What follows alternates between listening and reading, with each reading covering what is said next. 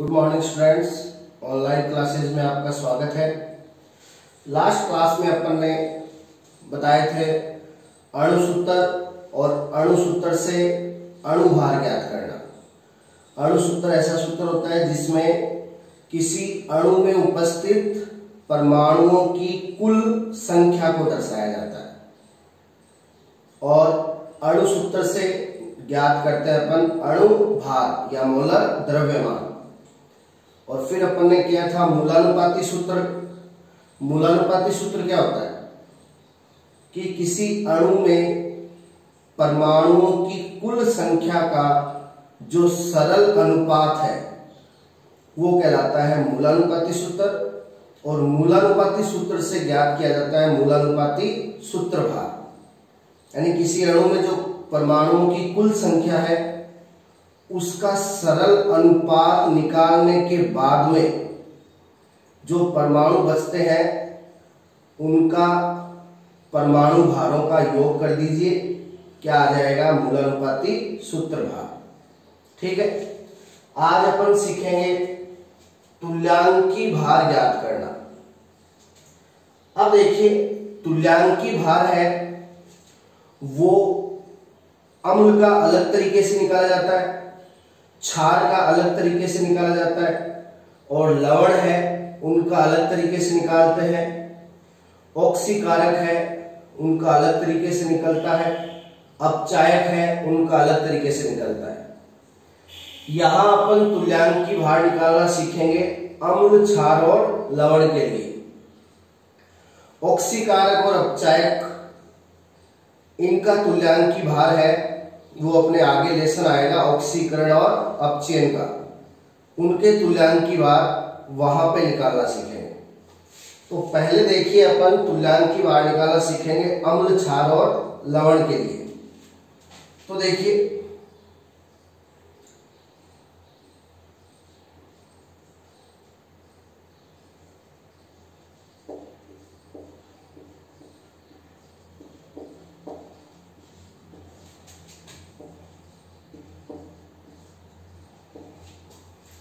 अम्ल का तुल्यांकी भार कैसे निकालते हैं? अम्ल का तुल्यांकी भार निकालने का तरीका होता है उस अम्ल का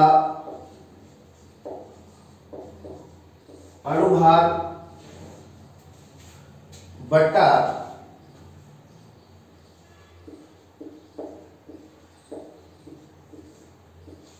उस अम्ल की क्षारकता। अब अम्ल की क्षारकता क्या होती है? अपन को पता है अम्ल है वो क्या त्यागते हैं? H+ आयन त्यागते हैं। अब कोई अम्ल जितने H+ आयन त्यागता है, कोई अम्ल जितने H+ आयन त्यागता है वो उसकी क्या कहलाती है? क्षारकता कहलाती है। हाँ देखिए, उल्टा है, अम्ल जितने H+ आयन त्यागता है वो उसकी क्या कहलाती है? क्षारकता। और क्षार क्या त्यागते हैं? OH-। अब कोई क्षार जितने OH- त्यागता है वो उसकी अम्लता कहलाती है। ठीक है, तो क्षारकता क्या होती है? कोई अम्ल जितने H+ आयन त्यागता है वो उसकी क्षारकता कहलाती है। तो अम्ल का तुल्यांकी भार निकालना हो तो अम्ल के अणुभार में भाग देते हैं क्षारकता का, या कह दीजिए उस अम्ल के द्वारा त्यागे गए H+ आयन की संख्या का। ठीक है, तो ये अम्ल का तुल्यांकी भार निकालने का तरीका है। अब देखिए, अपन अम्ल के रूप में लेते हैं HCl, हाइड्रोक्लोरिक अम्ल। अब देखिए इसका तुल्यांकी भार ऊपर तो लिख देंगे इसका अणुभार। अब HCl का अणुभार निकालते कैसे वो आपको सिखा दिया।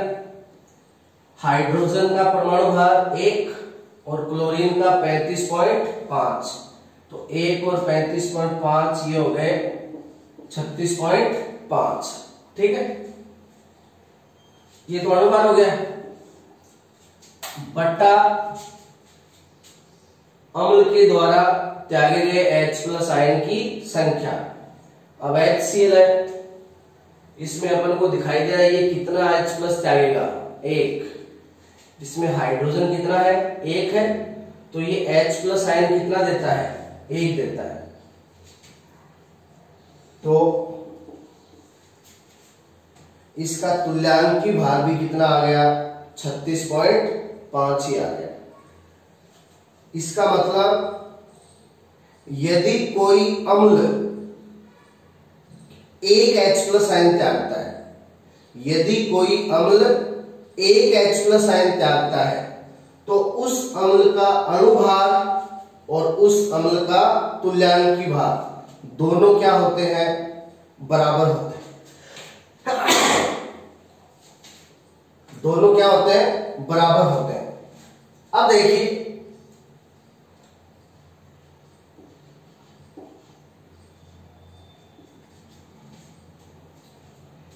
HNO3 ये है नाइट्रिक अम्ल।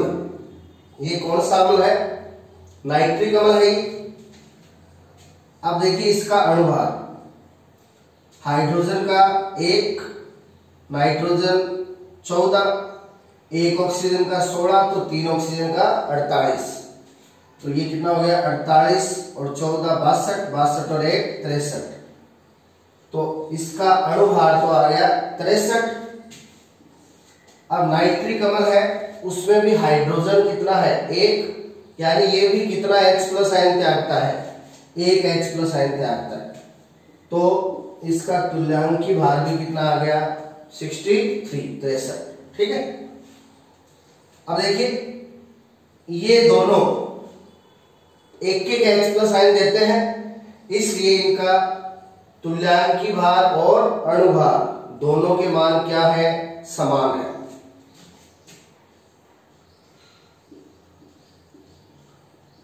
अब जो अम्ल एक से अधिक H+ आयन त्यागते हैं, उनके अणुभार और तुल्यांकी भार में क्या आ जाएगा, अंतर आ जाएगा।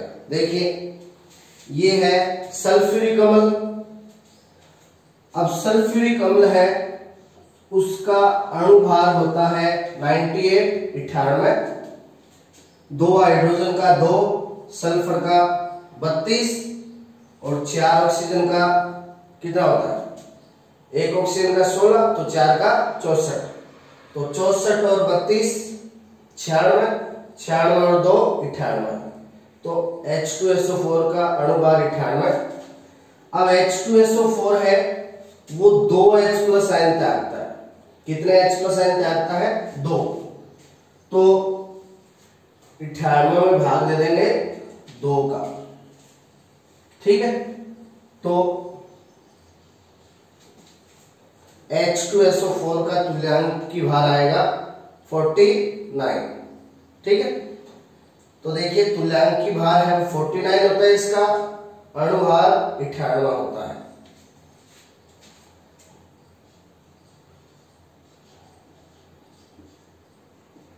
H3PO4 इस अम्ल का नाम होता है फॉस्फोरिक अम्ल। क्या है ये, फॉस्फोरिक अम्ल है। अब देखिए इसका भी अणुभार है, वो कितना होता है, 98 होता है। 3 हाइड्रोजन का 3, फॉस्फोरस का 31, 4 ऑक्सीजन का 64, 64 और 31 95, 95 और 3 98। ठीक है। अब फॉस्फोरिक अम्ल है, कितने हाइड्रोजन दिखाई दे रहे हैं, 3, और ये H+ आयन भी कितने त्यागता है, 3 ही त्यागता है। तो 98 में हम दे देंगे कितने का, 3 का। ठीक है। तो 98 में 3 भाग देंगे, 3 का भाग देंगे, तो ये आएगा 32.66। ठीक है। तो इस प्रकार अम्ल के अणुभार में क्षारकता या H+ आयन की संख्या का भाग देने पर अम्ल का निकाला जाता है तुल्यांकी भार।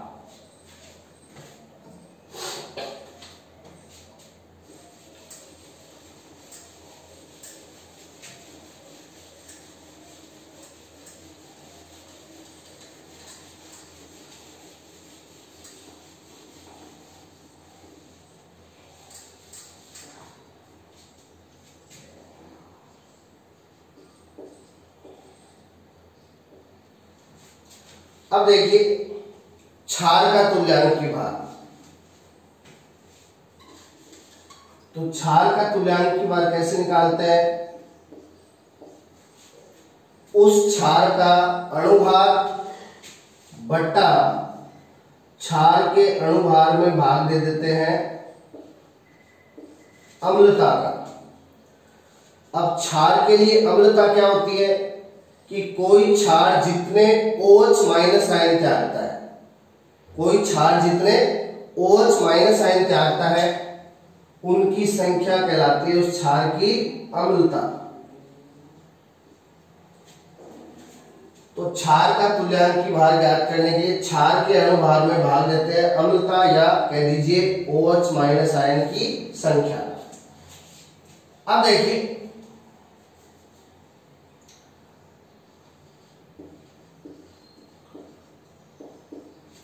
क्षार के रूप में ले लिया NaOH, sodium hydroxide.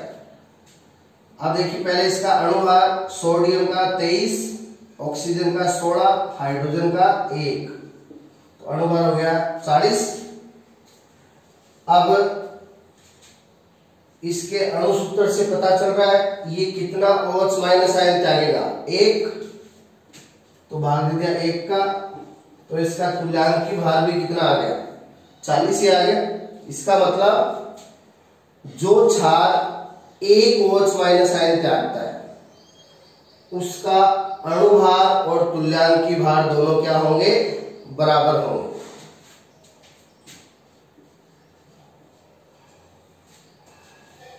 KOH potassium hydroxide.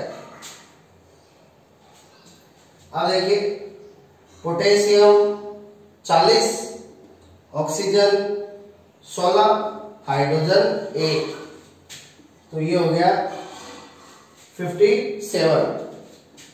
और KOH है वो कितना OH माइनस आयन त्यागता है, 1 OH माइनस आयन त्यागता है, तो इसलिए इसका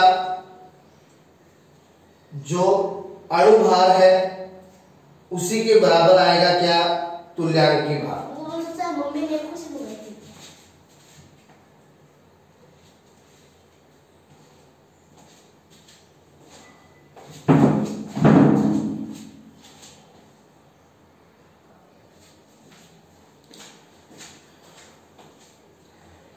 पोटेशियम हाइड्रोक्साइड का इस टाइप से अणुभार 57 और OH माइनस आयन 1 त्यागता है, इसलिए तुल्यांकी भार भी 57।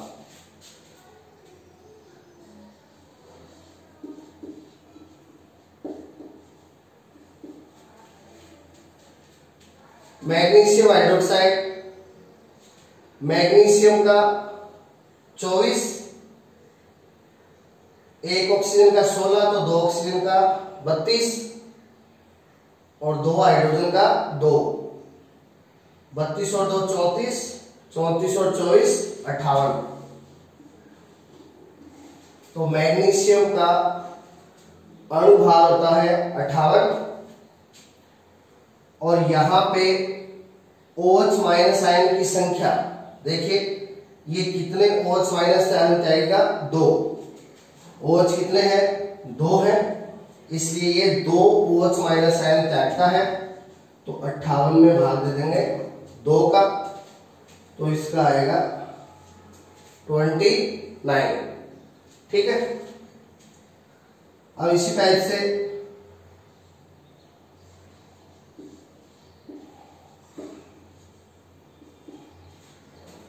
Calcium hydroxide. अब देखिए कैल्शियम 40, कैल्शियम का कितना होता है 40, 2 ऑक्सीजन का 1 ऑक्सीजन का 16, 2 का 32, 40 और 32 72 और 2 हाइड्रोजन का 2, 72 और 2 74। ठीक है, तो कैल्शियम हाइड्रोक्साइड का अणुभार हो गया 74। भाग दे देंगे कितने का, ये OH माइनस कितने जाता है 2, तो ये इसका तुल्यांक की बार आ गया 37।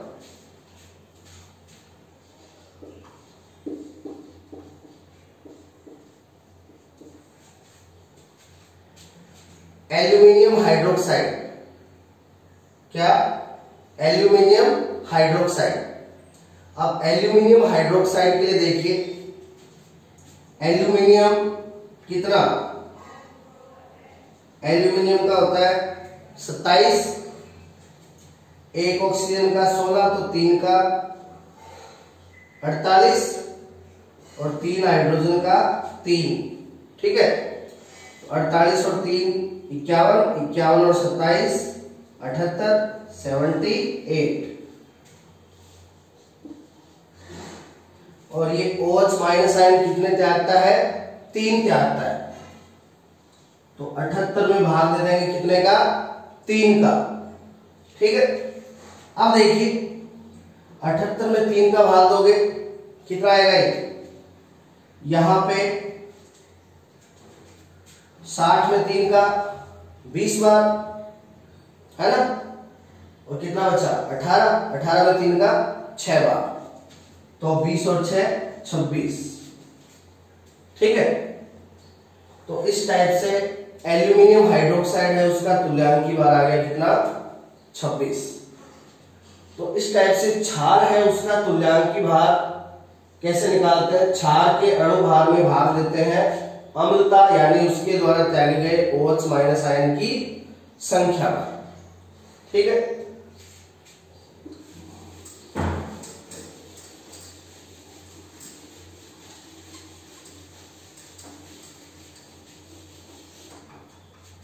इसी टाइप से आप ये क्षार भी ले सकते हो, NH4OH, अमोनियम हाइड्रोक्साइड। NH4OH क्या? Ammonium hydroxide. अब देखिए अमोनियम हाइड्रोक्साइड है, नाइट्रोजन 14, हाइड्रोजन कितने? 5, 14 और 5 19, और ऑक्सीजन का 16, ठीक है।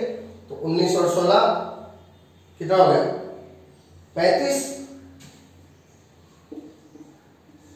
और ये OH माइनस कितना चाहिएगा? OH कितना है इसमें? 1, ठीक है। तो इस टाइप से क्षार का तुल्यांक की भार निकाला जाता है।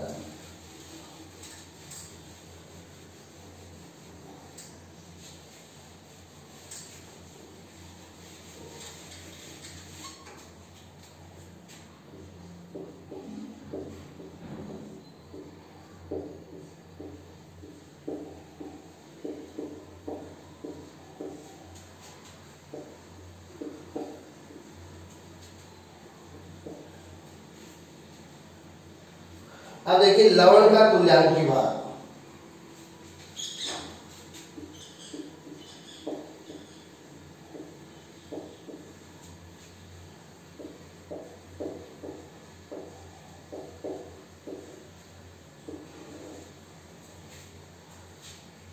तो लवण का अणुभार, ठीक है, लवण का अणुभार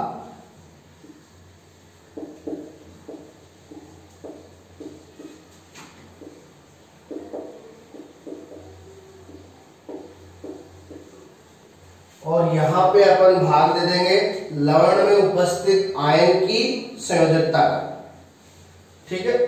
तो देखिए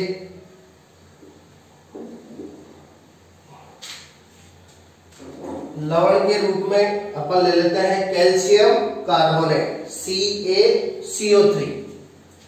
अब देखिए लवण है,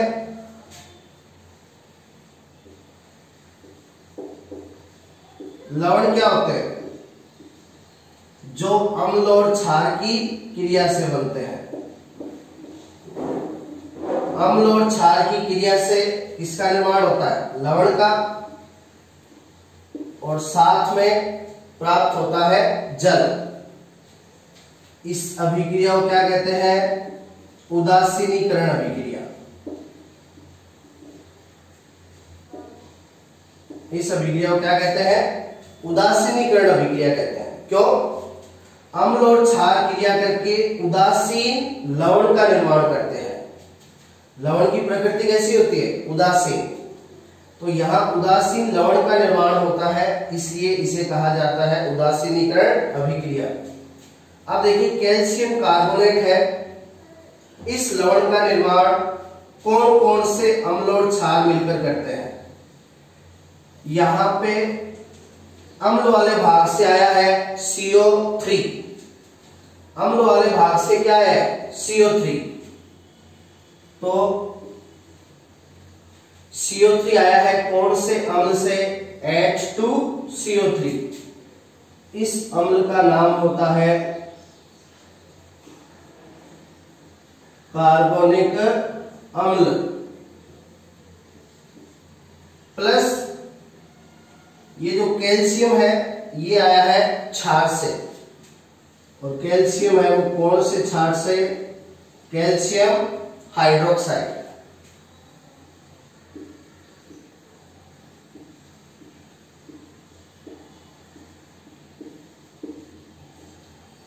ठीक है। अब देखिए अम्ल है वो H+ आयन त्यागता है और क्षार OH- आयन त्यागता है। तो ये 2H+ और ये 2OH-, 2H+, 2OH-, यहां से निकल जाएंगे 2 जल के अणु। अब इधर बचा कैल्शियम, इधर बचा CO3, ये मिलकर बना देंगे CaCO3, है ना। तो कार्बोनिक अम्ल और कैल्शियम हाइड्रोक्साइड, अम्ल और क्षार, इन्होंने परस्पर क्रिया की और ये बना कैल्शियम कार्बोनेट।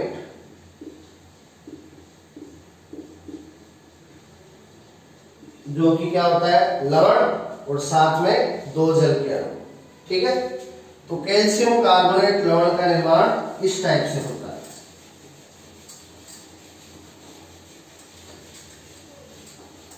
अब देखिए अपन इसका निकालेंगे तुल्यांकी भार। अब कैल्शियम आयन है, कैल्शियम आयन पे होता है प्लस का 2। कैल्शियम आयन पे प्लस का कितना होता है? 2।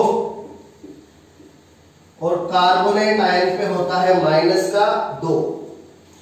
प्लस माइनस बराबर है, प्लस का 2 माइनस का 2, इसलिए CO3 क्या होता है? उदासीन होता है। जहां प्लस और माइनस क्या हो? इक्वल हो, तो वे जुड़ते हैं तो उदासीन अणु का निर्माण होता है। तो कैल्शियम कार्बोनेट उदासीन हो गया। अब देखिए इस पे +2 है, इस पे -2 है, तो इसकी भी संयोजकता 2, इसकी भी संयोजकता 2, यानी कैल्शियम कार्बोनेट है, इसमें आयनों की संयोजकता कितनी है? 2 है। ठीक है। तो अपन पहले निकाल लेंगे इसका अणुभार।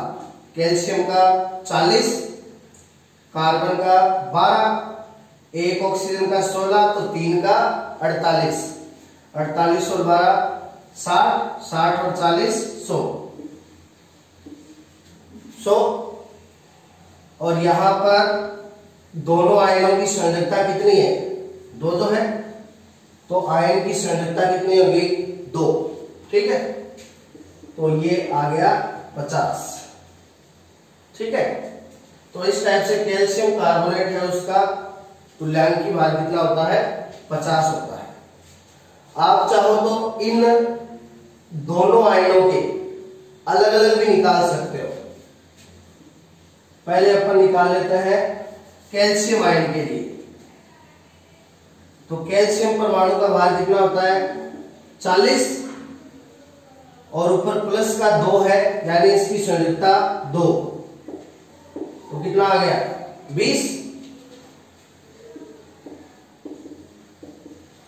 और कार्बोनेट आयन के लिए कार्बन 12, 3 ऑक्सीजन का 48, 48 और 12 60, इसकी भी संयोजकता कितनी है? 2, तो 60 में 2 का दिया कितना आ गया? 30। अब देखिए दोनों आयनों का, यानी अपन को किसी आयन का तुल्यांकी भार निकालना, किसी आयन का तुल्यांकी भार निकालना हो तो उस आयन के परमाणु भार या अणु भार में भाग दे दीजिए उस आयन की संयोजकता का, यानी उस आयन पे कितना आवेश है वो उसकी क्या है संयोजकता। यहां कैल्शियम में इसके भार 40 में भाग दे दिया 2 का तो 20 आ गया, और कार्बोनेट आयन है इसमें इसके भार में भाग दे दिया इसकी संयोजकता 2 का तो इसका 30 आ गया। अब दोनों का जोड़िए 20 और 30 50, तो कैल्शियम कार्बोनेट का साथ में निकाला था तो कितना आया था 50 आया, है ना। तो इस टाइप से अपन क्या निकाल सकते हैं, तुल्यांकी भार निकाल सकते हैं।